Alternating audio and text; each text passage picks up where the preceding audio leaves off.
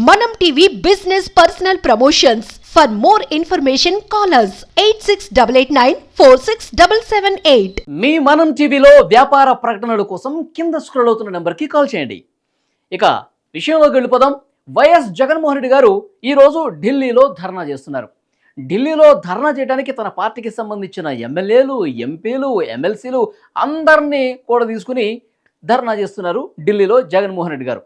అసలు ధర్నా చేయాల్సినటువంటి పరిస్థితి ఎందుకు వచ్చింది, ధర్నా చేయాల్సిన అవసరం ఎందుకు వచ్చిందో ఇక్కడ మనం క్లియర్గా చర్చించుకోవాల్సిన అవసరం ఉంది.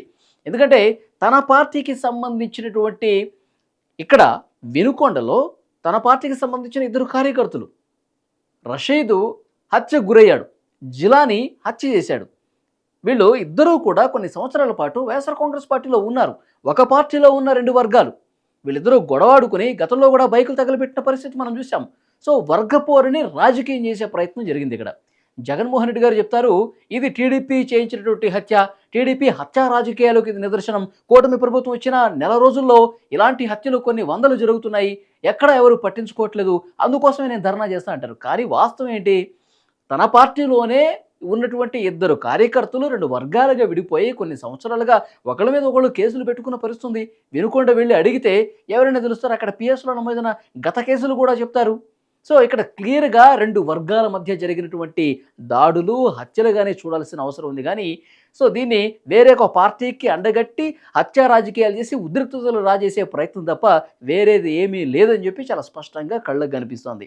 సరే, ఇప్పుడు జగన్మోహన్ రెడ్డి గారు ఢిల్లీకి పోయి ధర్నా చేస్తున్నారండి.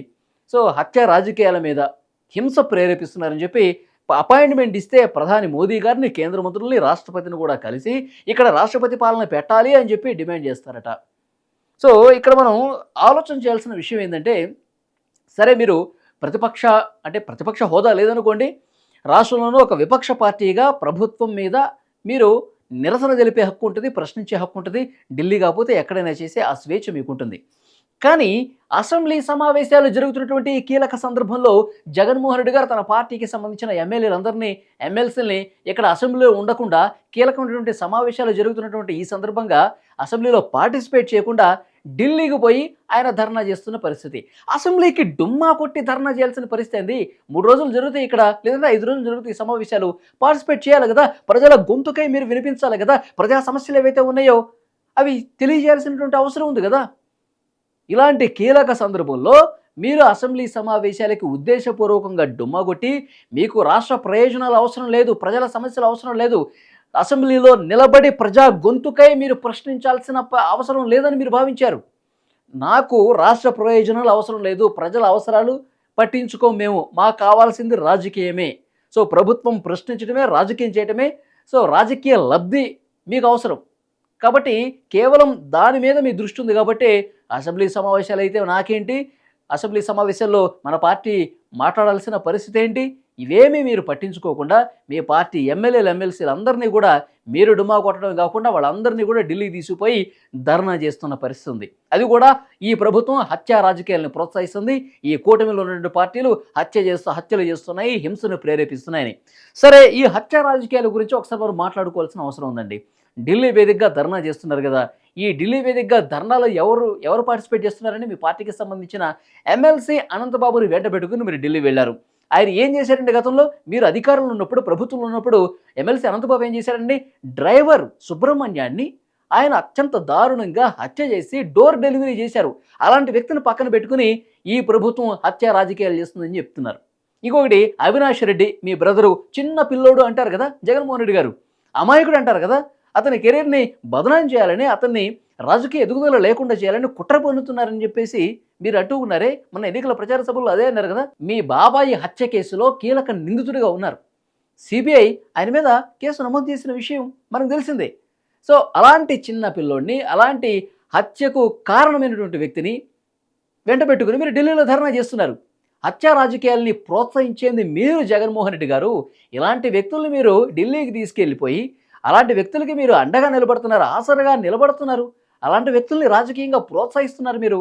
సో రాజకీయ హత్యలకు సంబంధించి మీరు మాట్లాడుతుంటే దయ్యాలు వేదాలు వల్లిస్తున్నాయని చెప్పి సో మీ ప్రత్యర్థులు విమర్శలు చేస్తున్నారు జగన్మోహన్ రెడ్డి గారు. ఇది చాలా సీరియస్ విషయంగా పరిగణనలు తీసుకోవాల్సిన అవసరం కనిపిస్తోంది. సో నిన్న షర్మిల గారే మాట్లాడారు. షర్మిల గారు ఏమంటున్నారు? హత్యా రాజకీయాలు గతంలో చేసింది ఎవరు? సో బాబాయి హత్య జరిగినప్పుడు అప్పుడు ఎందుకు చేయలేదు మీరు ఢిల్లీలో ధర్నా? బాబాయిని దారుణంగా చంపేసినప్పుడు ఆ కేసుని ఏదో రకంగా మసిబూసి మారేడుకాయ చేసి ఇక్కడ ఏమీ జరగలేదు, మీరు నారాసుర రక్త చరిత్ర అని చెప్పి బ్యానర్లు మీ పత్రికల్లో వేయించుకున్నారు కదా. కేసుని ఏదో రకంగా ప్రజల మీద నెట్టేయాలని కుట్ర చేసింది మీరు కదా. ఇవి నేనన్న మాటలు కదండి, సాక్షాత్తు మీ చెల్లెలు షర్మిల గారు మాట్లాడిన మాటలే. గతంలో హత్యా రాజకీయాలు చేసింది మీరు జగన్మోహన్ రెడ్డి గారు అని చెప్పి మీ స్వయాన మీ సొంత చెల్లెలు షర్మిలమ్మ అన్న మాటలు ఇవి. సో శత్రువులు ఎక్కడా ఉండరండి, ఏదో సినిమాలు అన్నట్టు మన ఇంట్లోనే ఉంటారు, మన చెల్లెల రూపంలోనూ మన అక్కల రూపంలోనూ మన బంధువుల రూపంలోనే ఉంటారని చెప్పి ఏదో సినిమా డైలాగ్ ఉంది కదా, అదే కనిపిస్తుంది. షర్మిల గారు చాలా స్పష్టంగా జగన్మోహన్ రెడ్డి గారు వీటికి సమాధానం చెప్పు. ఢిల్లీలో ధర్నా చేస్తున్నారు కదా, మీరు ఏ రోజైనా సరే ప్రత్యేక హోదా కావాలని చెప్పి ధర్నా చేశారా? విశాఖ స్టీల్ ప్లాంట్ని ప్రైవేటీకరణ చేయొద్దని చెప్పి ఏ రోజైనా ధర్నా చేశారా? రాష్ట్ర ఇక్కడ ప్రయోజనాలు కాపాడే విషయంలో, కేంద్రం నుంచి నిధులు రాబట్టే విషయంలో మీరు ఏ రోజైనా రాష్ట్ర ప్రయోజనాల కోసం పోరాడారా? రాష్ట్ర ప్రయోజనాల కోసం ధర్నా చేశారా? రాష్ట్ర ప్రయోజనాల కోసం నిరసన తెలియజేశారా? ఇంత అన్యాయం జరిగినప్పుడు. సో ప్రజలందరూ కూడా ఇవాళ ఢిల్లీలో జగన్మోహన్ రెడ్డి గారు తన పార్టీ ఎమ్మెల్యేలు, ఎంపీలు, ఎమ్మెల్సీలతో ధర్నా చేస్తుంటే అసలు నవ్వుకుంటున్నారు. జగన్మోహన్ రెడ్డి గారు నీ తీరు ఇంకా మార్చుకో, హత్యా రాజకీయాలు చేసింది నువ్వు, హత్యల్ని ప్రోత్సహించింది నువ్వు, హత్యలు చేసిన వాళ్ళని వెనకేసుకొచ్చి వాళ్ళ రాజకీయంగా ఇంకా అండదండలు అందిస్తున్నది నువ్వు. సో ఇలాంటి విషయాలన్నీ మన కళ్ళ ముందు కనిపిస్తుంటే అందరూ కూడా ఇప్పుడు ధర్నా చేస్తుంటే నవ్వుకుంటున్న పరిస్థితి కనిపిస్తుంది. ఇవాళ ఒక కీలక సందర్భాన్ని మనం గుర్తు చేసుకోవాలి. జగన్మోహన్ రెడ్డి గారేమో ఢిల్లీలో ధర్నాలు చేస్తూ ఈ ప్రభుత్వం హత్యలు ప్రోత్సహిస్తుంది అంటున్నారు. కానీ జరుగుతున్న వాస్తవం ఏంటి? గతంలో జరిగిన విధ్వంస పాలన మరిచిపోయే విధంగా, గతంలో జరిగిన విధ్వంసాన్ని ఎంతో కొంత ఈ ప్రభుత్వం ఏం చేస్తుంది? రాష్ట్రాన్ని గాడిని పెట్టే ప్రయత్నం చేస్తుంది, రాష్ట్రాన్ని అభివృద్ధి బాటలో నిలిపే ప్రయత్నం చేస్తుంది. విధ్వంసం వర్సెస్ అభివృద్ధి ఇది ప్రస్తుతం కనిపిస్తోంది. గత 5 సంవత్సరాల విధ్వంసం, ఇప్పుడు అభివృద్ధికి వడివడిగా అడుగులు పడుతున్నాయి. సో లేటెస్ట్గా మనకి ఏం కనిపిస్తోంది? నిర్మలా సీతారామన్ గారు నిన్న చాలా స్పష్టంగా ఆంధ్రప్రదేశ్ అభివృద్ధికి మేము కట్టుబడి ఉన్నాం, రాజధాని అభివృద్ధికి 15,000 కోట్ల రూపాయలు ఇచ్చారు, ఇంకా పోలవరాన్ని త్వరగా పూర్తి చేస్తాం, వెనుకబడిన ప్రాంతాలకు ప్రత్యేక ప్యాకేజీ ఇస్తాం. సో ఇలాంటి మాటలు గతంలో ఎక్కడన్నా వినిపించాయండి? ఆంధ్రప్రదేశ్ ప్రజల్ని నేను అడుగుతున్నాను. సో ఈ రకమైనటువంటి నిధుల వరాల జల్లు గతంలో కనిపించిందో జగన్మోహన్ రెడ్డి గారు ముఖ్యమంత్రిగా ఉన్నప్పుడు? రాజధాని పూర్తిగా నేలమట్టం చేశారు, 3 రాజధానులు 3 ముక్కలాట చేశారు. కానీ ఎక్కడా కూడా సరే ఆ 3 రాజధానులకు సంబంధించి ఏదైనా ముందుకు పడిందంటే అది లేదు. అభివృద్ధి పూర్తిగా అటకెక్కింది, ఉన్న పరిశ్రమలు వెనక్కి వెళ్ళిపోయాయి, ఉద్యోగాలు లేవు, అంధకార ఆంధ్రప్రదేశ్ అయిపోయింది కదా గత 5 సంవత్సరాల కాలంలో. ఇప్పుడే కొద్దిగా వడివడిగా అభివృద్ధి ముందుకు పడుతుంది కదా. నిన్న అసెంబ్లీలో చంద్రబాబు నాయుడు గారు ముఖ్యమంత్రి గారు, అలాగే డిప్యూటీ సీఎం పవన్ కళ్యాణ్ గారు వీళ్ళందరూ మాట్లాడిన మాటలు మనం చాలా సంతోషం. అభివృద్ధి ఇప్పుడు ప్రారంభమైంది. ఈ 5 సంవత్సరాల పాలనలో, ఈ కూటమి ప్రభుత్వం పాలనలో కేంద్రం నుంచి ఈ సాయం ఇలాగే కొనసాగాలి, అభివృద్ధి సో అద్భుతంగా జరగాలి, ఆంధ్రప్రదేశ్ రాష్ట్ర ప్రజల సంక్షేమం కోసం, అభివృద్ధి కోసం నిరంతరం ఈ ప్రభుత్వం కృషి చేస్తుందని చెప్పి చాలా మంచి పాజిటివ్ సైన్స్ అనేవి నిన్న మనకు వచ్చాయి. ఒకవైపు అభివృద్ధికి సంబంధించి ఇలాంటి ప్రకటనలు చూస్తున్నాం, మరోవైపు హత్యా రాజకీయాల కోసం ధర్నాలు చేయటం, నాకు రాజకీయ ప్రయోజనాలే ముఖ్యం, రాజకీయ లబ్ధి మాత్రమే ముఖ్యం అన్న జగన్మోహన్ రెడ్డి గారు ఒక పక్క కనిపిస్తున్నారు.